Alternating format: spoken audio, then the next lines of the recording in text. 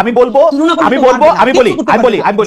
বলবো হাসিনা ফেসিবাদী সরকার ছিল, কিন্তু এই সরকার ফেসিবাদী না, কিন্তু হাসিনার চেয়ে অর্থনৈতিক বা রাজনৈতিকভাবে ভালো চালাইছে কি খারাপ চালাইছে। আমি যদি দেখি হাদি, আপনি আমাকে বলেন, কালকে আসিফ মাহমুদ সজীব ভাই আমার অনুষ্ঠানে এসে বলছে যে এই সরকারের ভিতরে সরকার তার বিরুদ্ধে ষড়যন্ত্র করতেছে, এটাকে আমি কি বলবো? ভালো বলবো? আমি বলবো ও আইসা বলছে যে ডিজিএফআই তার জায়গা থেকে ছবি তুইলা এজেন্সি করে বিদেশে পাঠাইতেছে, আমি এটাকে ভালো বলবো এই সরকারকে? যখন আমি জানি যে ডিজিএফআই ডক্টর মোহাম্মদ ইউনূসের আন্ডারে, যদি ডক্টর মোহাম্মদ ইউনূসের পারপাস সার্ভ না করে, ডক্টর মোহাম্মদ ইউনূসকে দায়ী করা উচিত যে আপনার ডিজিএফআই এর উপর আপনার কন্ট্রোল নাই কেন? 15 বছর হাসিনার শাসনে ডিজিএফআই কে একটা দলীয় বাহিনীর মতো ব্যবহার করা হয়েছে, এজেন্সিগুলিকে একটা দলীয় বাহিনীর মতো করে ব্যবহার করা হয়েছে। আসলে ডিজিএফআই কে এরকম দলীয় বাহিনীর মতো ব্যবহার করা শুরু হয়েছে এরশাদ সাহেবের সময়, তারপরে এটা বেগম খালেদা জিয়ার সময়, 9/11 এর সময় যে সরকার আসে ডিজিএফআই সেই সরকারের বাহিনী হিসেবে ব্যবহৃত হয়। ওইটাই ডিজিএফআই মানে যেটাকে বলা হচ্ছে জব ডেসক্রিপশনের মধ্যে পড়ে বলে ওটা ওরা মনে করে। এই ডিজিএফআই কিন্তু, আমার তর্কটা হচ্ছে এই ডিজিএফআই কিন্তু ডক্টর মোহাম্মদ ইউনূসের পারপাস সার্ভ করার কথা। আপনারা সেই প্রশ্ন কেন তুলতেছেন না যে এই ডিজিএফআই যদি ডক্টর মোহাম্মদ ইউনূসের পারপাস সার্ভ না করে, ডক্টর মোহাম্মদ ইউনূসকে দায়ী করা উচিত যে আপনার ডিজিএফআই এর উপর আপনার কন্ট্রোল নাই কেন? কারণ ডিজিএফআই কিন্তু সেনা প্রধানও কি বলে অ্যাকাউন্টেবল করে, সেনা প্রধানের উপর নজরদারি করে, সেনা প্রধানের আন্ডারে কিন্তু ডিজিএফআই না। ওকে ওকে ওকে ওকে খালেদ ভাই, আমি আপনাকে বলি, আমরা এই সরকার সম্বন্ধে একটা ফিডব্যাক গত 10 মাস ধরে দিয়েছি কমপক্ষে 100 বার, মিডিয়াও এটা প্রচুর আছে, আবার আপনাকে আবার আজকে বলি, রিপিট করি, এই সরকার হলো বাংলাদেশের ইতিহাসের সব থেকে জনসমর্থিত সরকার এবং সব থেকে দুর্বলতম সরকার। এই দুটোই তার ক্ষেত্রে সত্য। সে সব থেকে জনসমর্থিত সরকার, গণ অভ্যুত্থানের সকল স্টেক তাকে বসিয়েছে, এবং সব থেকে দুর্বলতম সরকার এই অর্থে যে এখানে সে কন্ট্রোল নিতে পারে না। ব্যাপার হলো এটা, এই যে কন্ট্রোল নিতে কেন পারলো না, এটা নিয়ে দীর্ঘ আলাপ আছে, কিন্তু এখানে একটা দেখেন ডক্টর ইউনূসের সাথে আর ইন্টারিমেরও যে একটা ভিন্ন জায়গা আছে, এইটা আমরা কিন্তু অ্যাড্রেস করি। আপনারা খেয়াল করবেন যে স্বাভাবিকভাবে এই সরকারের ব্যর্থতা তো ডক্টর ইউনূসের উপরে প্রথমে যাবেই, এটা যাওয়া অবশ্যই যাবে, কিন্তু আপনার খালেদ ভাই মনে থাকবার কথা, যেদিন ডক্টর ইউনূস বাংলাদেশে নেমেছেন সেদিন কিন্তু মাত্র 3টে উপদেষ্টা পদ খালি ছিল। এর মানে আগের সকল উপদেষ্টা পদ সব রেডি, ডক্টর ইউনূস আসার পরে আর মাত্র 3টে পদ খালি ছিল। তখন আমরা ডক্টর ইউনূসকে বলছি যে আপনি তাহলে এখানে কারা কারা উপদেষ্টা আছে, এখানে বিএনপির লোকজন আছে, এখানে জামাতের আছে, এখানে এটাকে আপনি হিয়ারসে বলতেছেন নাকি প্রামাণিক সাপেক্ষে বলতেছেন? কারণ আমরা জানি ডক্টর মোহাম্মদ ইউনূস হাসপাতালের বেডে শুয়েও উপদেষ্টা পদ চেঞ্জ করেছেন। মানে আমরা তো, আমি ডক্টর ইউনূসের সাথে উনি প্রধান উপদেষ্টা হওয়ার পরে আমার কোনো কথা হয় নাই, কিন্তু আগের কথা মানে আমি জানি যে আপনি যে বলতেছেন উপদেষ্টা পদে নিয়ে নেওয়া হয়েছিল, তো সেই 3 উপদেষ্টা পদে কি ডক্টর মোহাম্মদ ইউনূস ওই স্বাস্থ্য উপদেষ্টা, তারপরে এই যে এদের নিয়োগ দিচ্ছেন, এই যে এনজিও আরো 2জন যে এনজিও তাদের নিয়োগ দিচ্ছেন?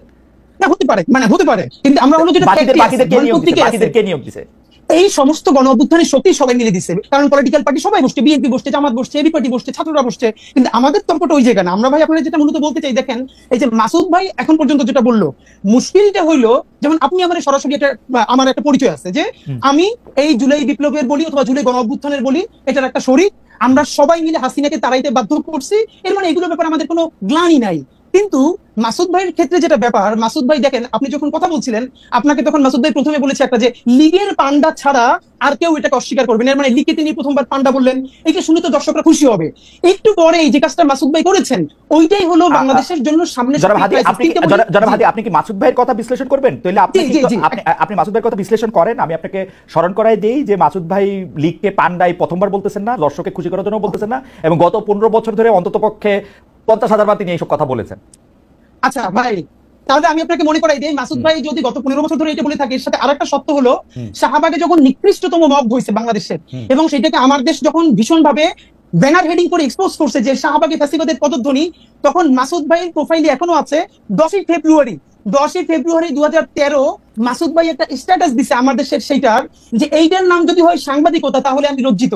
এর মানে যেই শাহবাগ বাংলাদেশের বিচার ব্যবস্থা ধ্বংস করছে, রাষ্ট্র ধ্বংস করছে, পুরো সিস্টেমকে কোলাপস করছে, সেইটাকে যে পত্রিকা এক্সপোজ করার পরে পত্রিকার সম্পাদক জেল কাটছে, মাথা তার তুলে দিছে। কিন্তু আপনাকে আমি আরেকটু মানে একটা সেন্টিমেন্টাল জার্নি করাই।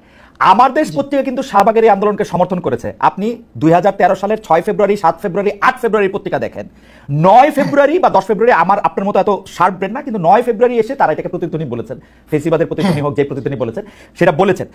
এখন ঘটনা হইতেছে যে আমরা সাংবাদিকতা ছাত্র ভাই, আমরা কোনো একটা পত্রিকার রিপোর্টে যখন একটা অবজেক্টিভ জায়গা থেকে যখন একটা সাবজেক্টিভ জায়গা নেওয়া হয়, আমরা আমাদের প্রাইভেট ওয়ালে মাসুদ ভাই জবা মাসুদ ভাই দিবেন, মাসুদ ভাই আমার থেকে মানে আমি মাসুদ ভাই একদল করি এরকম ব্যাপারটা না, কিন্তু আমরা যখন কোনো কিছু সাবজেক্ট মানে এটা আমাদের ট্রেনিং ভাই, কোনো কিছু যখন অবজেক্টিভ জিনিসটা যখন সাবজেক্টিভ হইতে দেখি, আমরা এটাকে প্রতিবাদ জানাবো। এবং আমরা কিন্তু প্রথম আলোর মন্তব্য প্রতিবেদনেরও প্রতিবাদ জানাতে দেখছি যখন এটা অবজেক্টিভিটির জায়গা থেকে সেটা সাবজেক্টিভিটিতে গেছে।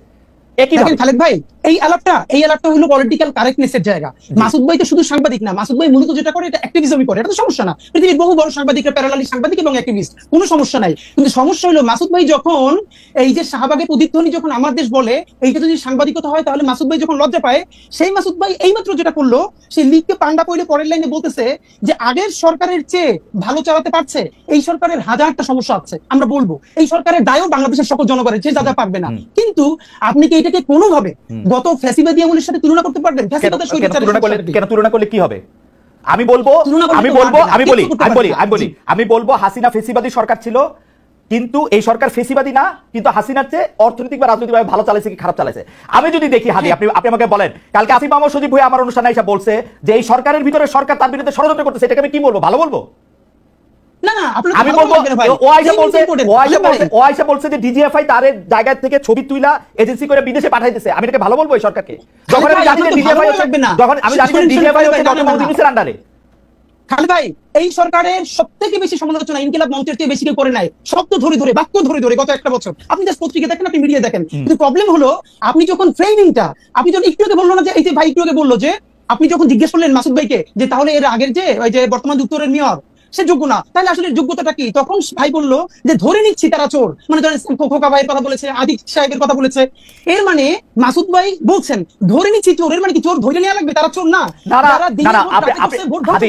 আমি আপনাকে বলি, আপনি অনেক জনপ্রিয় মানুষ, প্রচুর লোক আমাদের এখানে আপনাকে দেখতেছে, কিন্তু আপনি কিন্তু মানে আমি জানি না, মানে আপনি খেয়াল করতেছেন কিনা, ধরে নেই চোরের পাশাপাশি উনি যে কথার উপর স্ট্রেস দিচ্ছেন সেইটা হচ্ছে যে উনারা একটা সিস্টেমের মধ্যে আসছেন, ভোট বা ভোটের নামে প্রহসনের নামে, ভোটের নামে প্রহসনের নামে।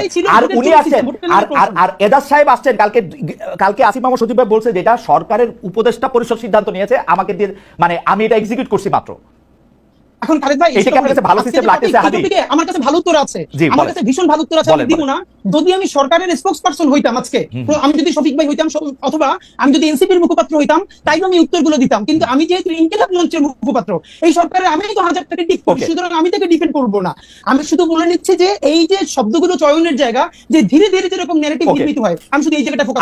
আমার মনে হয় যে আমি হাদি সাহেবকে বুঝতে পেরেছি।